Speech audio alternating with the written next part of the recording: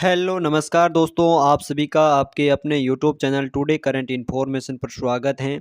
दोस्तों, आज के इस वीडियो के अंदर हम डीएलएड द्वितीय वर्ष की जो समालोचना संस्कृत की डायरी है वो किस प्रकार से हमें बनानी होती है, तो इससे संबंधित इस वीडियो के अंदर हम चर्चा करने वाले हैं। दोस्तों, आपको संपूर्ण जो डीएलएड प्रथम वर्ष और द्वितीय वर्ष की डायरियों से संबंधित जो यहाँ पर आपको डेमो के रूप में संपूर्ण वीडियो बना करके हम यहाँ पर बताने वाले हैं। तो आपने अभी तक चैनल को भी सब्सक्राइब नहीं किया तो सब्सक्राइब ज़रूर कर लीजिएगा और इस वीडियो को अपने दोस्तों के साथ भी शेयर ज़रूर करिएगा ताकि उनकी भी हेल्प है जो हो सके। और इसकी पीडीएफ के लिए हमारे OR चार्ट एप्लीकेशन को इंस्टॉल करिएगा जिसकी लिंक डिस्क्रिप्शन में दे रखी है। और डीएलएड प्रथम वर्ष और द्वितीय वर्ष का कोर्स भी हमारे द्वारा लॉन्च किया गया है। अगर आप अपनी बेहतर तैयारी करना चाहते हैं डीएलएड प्रथम वर्ष और द्वितीय वर्ष से संबंधित, तो उसके अंदर कोर्स भी है जो ऑनलाइन है, वो अवेलेबल है। आप परचेज है जो कर सकते हैं और नाम मात्र की फीस के अंदर। तो दोस्तों, आज का हमारे यहाँ पर टॉपिक है जो संस्कृत की लेसन प्लान, यानी लेसन प्लान ही मान सकते हैं हम समालोचना डायरी को। डीएलएड द्वितीय वर्ष के अंदर समालोचना की डायरियाँ होती है जो दोस्तों हमें 6 डायरी बनानी होती है। प्रथम वर्ष के अंदर है जो 5 समालोचना की डायरी बनानी होती है। प्रथम वर्ष के अंदर जो संस्कृत की डायरी है वो नहीं बनती है, जबकि संस्कृत की डायरी है वो डीएलएड द्वितीय वर्ष के अंदर ही हमें बनानी होती है। तो यहाँ पर सबसे पहले हमें विद्यालय का नाम, कक्षा वगैरह जो विवरण है वो यहाँ पर जो है जो दैनिक पाठ योजना की डायरी का है वही यहाँ पर बनाना है। उसके बाद हमारा एक तरफ जो लेसन है वो शुरू होता है, यानी उद्देश्य, यानी एक तरफ उद्देश्य, दूसरी तरफ होता है अपेक्षित व्यवहारगत जो परिवर्तन होते हैं उसको दूसरी हेडिंग के रूप में इस प्रकार से हमें बनाना है। उसके बाद पहला कथन जो होता है हमारा ज्ञानात्मक कम, यानी जो ज्ञानात्मक जो तत्व है या उद्देश्य है वो होता है। इसके अंदर 2 जो कौशल होते हैं, एक तो भाषा तत्वानाम ज्ञानम और दूसरा है विषय वस्तुनाम ज्ञानम। दोस्तों, ये जो उद्देश्य होते हैं, अब जो दैनिक पाठ योजना डायरी से संबंधित हम पाठ योजना बनाते हैं, इसी प्रकार से संबंधित सवाल है जो हमारे रीट के अंदर भी पूछे जा चुके हैं। और पिछली रीट के अंदर भी इससे उद्देश्यों से संबंधित है जो सवाल है जो पूछा गया। तो इसलिए इन डायरियों को अच्छी तरीके से आपको बनाना है, एकदम ध्यानपूर्वक देख करके, और इन डायरियों को याद भी करना है, क्योंकि ये डायरियों को जिस संबंधित जो लेसन प्लान होते हैं वो हमारे डीएलएड प्रथम वर्ष और जो द्वितीय वर्ष का जो एग्ज़ाम होते हैं उनके अंदर भी ये जो लेसन प्लान है वो कई बार जो आते हैं।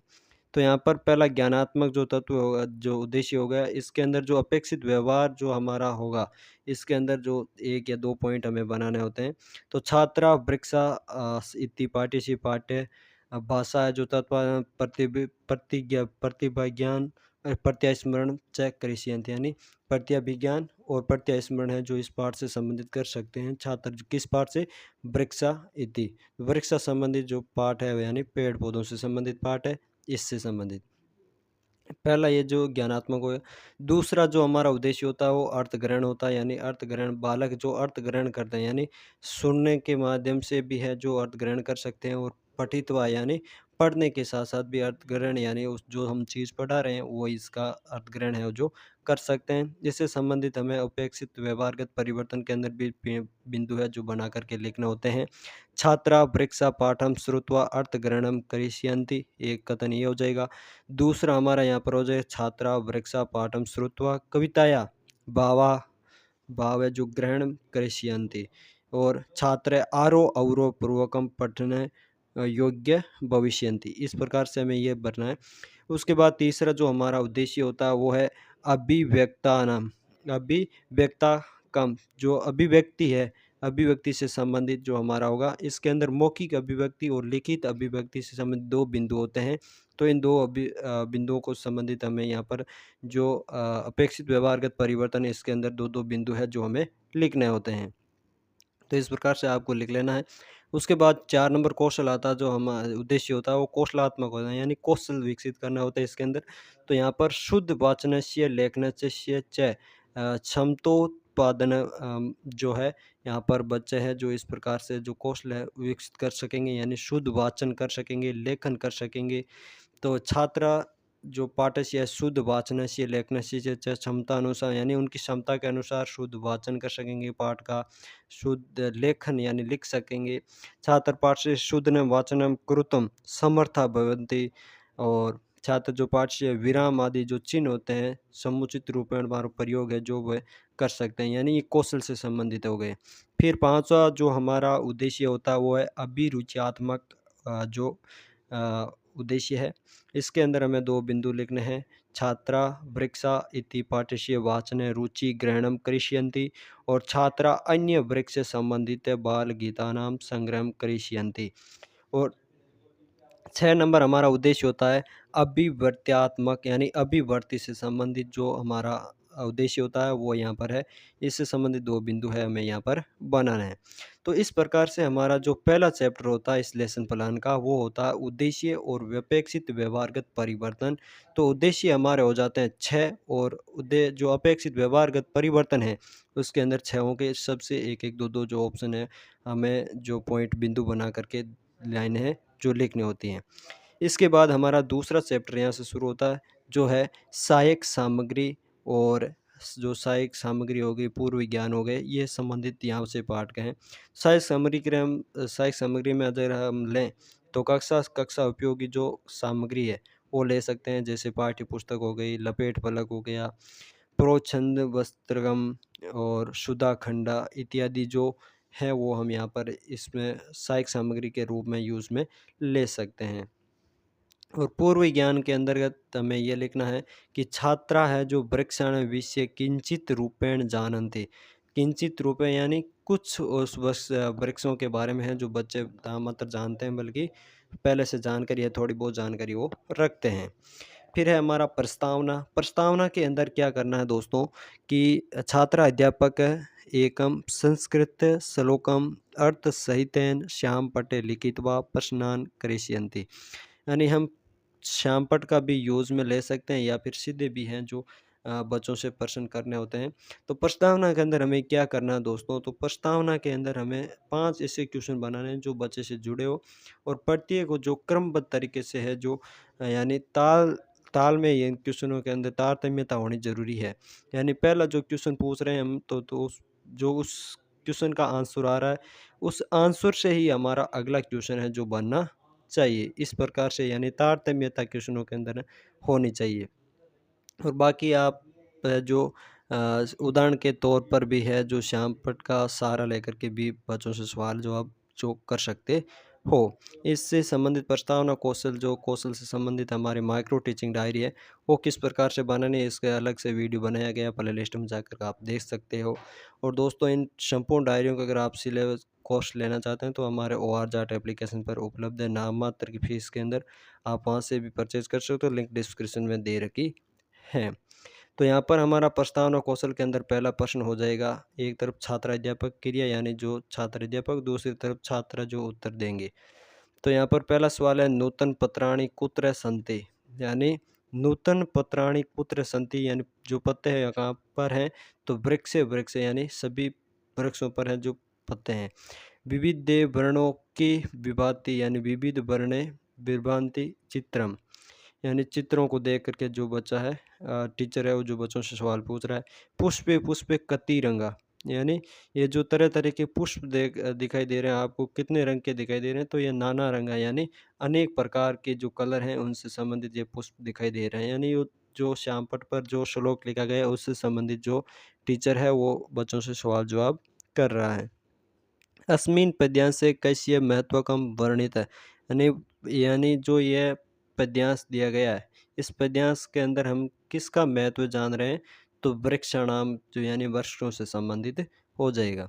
फिर अंतिम सवाल जो हमारा प्रस्तावना का होता है दोस्तों वो होता है समस्यात्मक क्वेश्चन होना ज़रूरी है। तो समस्यात्मक क्वेश्चन यानी बच्चों को सवाल उस का जो क्वेश्चन होता है उसका आंसर नहीं आना चाहिए।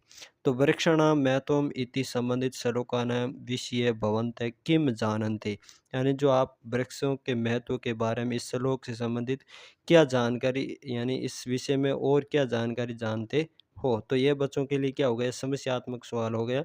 तो ये हमारा यहाँ पर समस्यात्मक हो जाएगा। फिर हमारा अंतिम होता है जो प्रस्तावना कौशल के बाद में उद्देश्य कथन होता है। तो उद्देश्य कथन के अंदर आ जाएगा भो छात्रा अद्य वयम वृक्षाणाम विषय एकम पद्य पाठम पठिष्याम, यानी बहुत छात्र यानी अच्छा बच्चों या अच्छा छात्रों, आज हम क्या करेंगे, वृक्षारंभ जो विषय से संबंधित एक पद्य में जो पाठ है, इस पाठ को हम पढ़ेंगे। फिर हमारा जो लेसन है वो शुरू होता है, उसका प्रस्तुतिकरण होता है। फिर हमको अच्छी तरीके से है यहाँ पर पढ़ाना है। तो पहले यहाँ पर एक बिंदु हो जाएगा, एक तरफ हमारा शिक्षण सोपान यानी एक तरफ शिक्षण बिंदु हो जाएंगे, दूसरी तरफ छात्र अध्यापक क्रिया जो हम एक्टिविटी पढ़ाएंगे उसकी तरह। फिर छात्र छात्राओं की क्रिया होगी वो हो जाएगी, और श्याम पटकारी यानी हमने जो बिंदु पढ़ा रहे हैं उस बिंदु से संबंधित किस प्रकार से हमने श्याम पट का प्रयोग है जो किया है वो यहाँ पर लिखना है। तो सहस्वर वाचन के अंदर पहला हमारा जो शिक्षण बिंदु होता है वो होता है सहस्वर वाचन, या फिर हम उसको आदर्श वाचन भी कह सकते हैं। तो आदर्श वाचन के अंदर जो छात्र अध्यापक होता है वो गति लय पूर्वक क्या करता है, श्लोकों को पढ़ता है, और छात्र सभी क्या है, ध्यान पूर्वक श्रोयंती पुस्तकेषु मध्य दर्शयन्ति, यानी सभी छात्र ध्यान पूर्वक सुनते हुए क्या करते हैं, जो पुस्तक है उसको देखते हैं। फिर हमारा दूसरा बिंदु आता है, तो वो आता है अनुकरण वाचन। अनुकरण वाचन के अंदर क्या करते हैं, सस्वर वाचनम करिष्यन्ति, सस्वर वाचन करते हैं। छात्र अध्यापक केचन छात्रान पाठस्य अनुकरण वाचनाय आदेशम दास्यति, यानी जो छात्र अध्यापक होता है वो बच्चों को क्या करता है कि आदेश देता है कि आप अब जो पहली बार में तो आदर्श वाचन आप स्वयं कर देता है, उसके बाद जो आप पढ़ाया गया वो बच्चों से पढ़वाता है, और उस ध्यान रखता है कि कहाँ पर जो बच्चे हैं वो गलती कर रहे हैं या फिर गलत पढ़ रहे हैं। तो छात्रा शिक्षकीय निर्देशानुसारेण यति गति अवरोह पूर्वकम विषय वस्तूनां क्या करता है, विषय वस्तु ने अनुकरण वाचनम करिष्यन्ति। उसके बाद आता है हमारा अशुद्धि संशोधन, जो शिक्षण सोपान है यानी शिक्षण बिंदु है। तो अशुद्धि संशोधन के अंदर बच्चे ने कहाँ पर गलती की है उसका हमें यहाँ पर क्या करना है, श्यामपट्ट पर लिखना है। श्यामपट्ट पर लिख दे देंगे। लिखने के बाद में हमारा अगला बिंदु हो जाएगा काठिन्य निवारण। जैसे ही दोस्तों काठिन्य निवारण के अंदर क्या करना है, शिक्षक श्यामपट्ट कठिनम शब्दनाम अर्थनाम लेखिष्यन्ति, यानी जो कठिन शब्द होते हैं उन शब्दों को क्या करना, हमें श्यामपट्ट पर लिखना और उन कठिन शब्दों के अर्थ बताना, यही काठिन्य निवारण है। तो हो गया। यह होने के बाद में हमारा आता है श्यामपट्ट कार्य, जो श्यामपट्ट कार्य के अंदर हमने जो यूज़ में लिया है वो यहाँ पर लिख देना है। इस प्रकार से हमारा ये हो जाएगा। फिर अगला जो पॉइंट आता है उस शिक्षण सोपान के अंदर वो होता है केंद्रीय भाव बोध प्रश्न, यानी केंद्रीय भाव बोध यानी जो क्वेश्चन है वो अब इस पाठ से संबंधित हमें करने हैं। तो आप 2-4 क्वेश्चन हैं जो बच्चों से पाठ पूर्ण होने के बाद में पूछ भी सकते हो। उसके बाद में पुनः आदर्श वाचन होता है, यानी जो छात्र अध्यापक वो पढ़ता है। फिर सौंदर्य अनुभूति प्रश्न होता है, अंतिम जो क्वेश्चन है वो पाठ से संबंधित होते हैं, और अंत के अंदर आपको वापस पुनः पाठ का जो सारांश है वो हिंदी अनुवाद के रूप में आपको बताना है। ये जो संस्कृत का जो दोस्तों लेसन प्लान है इस प्रकार से आपको बनाना है। तो और अंतिम में है जो मूल्यांकन है, जो मूल्यांकन प्रश्न जो बाकी सब्जेक्ट के अंदर आप बनाते हैं वैसा ही क्या करना है इसके अंदर बनाना है।